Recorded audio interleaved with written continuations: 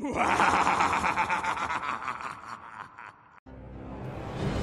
everyone, AnEvilSnowman here, going to be bringing you another guide to Dota 2. This time we're going to be covering Pudge, the Fat Hooker.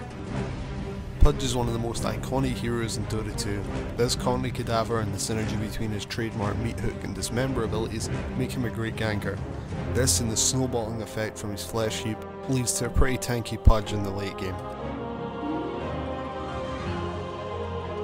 Pudge's first ability is Meat Hook. This will launch a hook at any location or unit that includes allied heroes, allied creeps, enemy heroes, and will deal 360 damage at level 4, costing 140 mana. Rot creates a toxic cloud that surrounds Pudge, slowing and dealing damage to all enemy units inside the cloud as well as Pudge himself.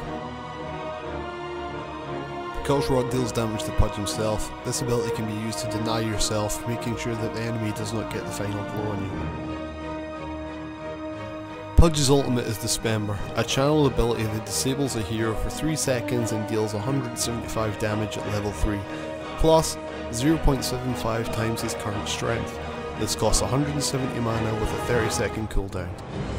Flesh Heap is what lets Pudge snowball. Every time you kill an enemy hero you will gain 1.8 bonus strength and 16% magic resistance at level 4 for the remainder of the game. This is also retroactive, meaning that it will take account of all kills made up to the point in time the skill is leveled, as well as all future kills.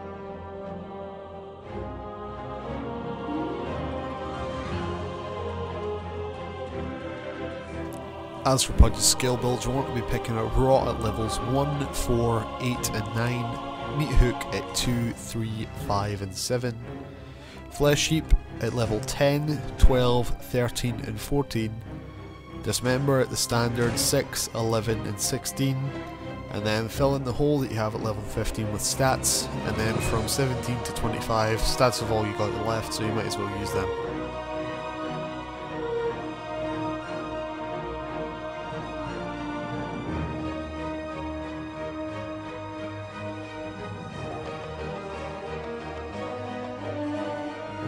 Pudge's item build depends on what lane he's going to be beginning with. Ideally you want to be getting the mid lane so you can hit level 6 as fast as possible before roaming.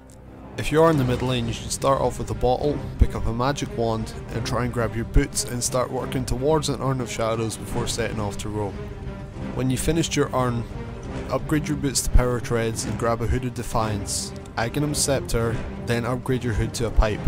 From this point the choice is up to you if you want to replace your bottle, and even magic wand in some cases, and pick up stronger items. If you're forced into a side lane, the items start off differently but lead into a similar path. Pick up a gauntlet of strength, 2 iron branches, a tangos, a healing salve and a clarity. From there we can just follow our mid item build, grab a magic wand, boots, use the gauntlet to make an urn of shadows, upgrade your boots to power treads, get a hood of defiance, Aghanim's, upgrade your hood to a pipe and get a heart for your last slot. Feel free to change any of these item builds as they are no way infallible.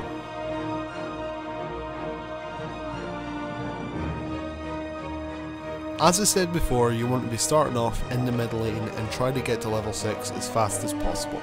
Unfortunately, this means you're more than likely going to be laning against a ranged hero, which is a position no melee hero wants to be in. Try to get last hits and denies as much as possible, but not at the expense of dying. Having to run back will really eat into your XP gain. Remember to use your bottle and you can refill it using the runes that spawn every 2 minutes. At level 6 you can start roaming for kills. Make sure your team is aware of where you're going and ask them where they want you to be.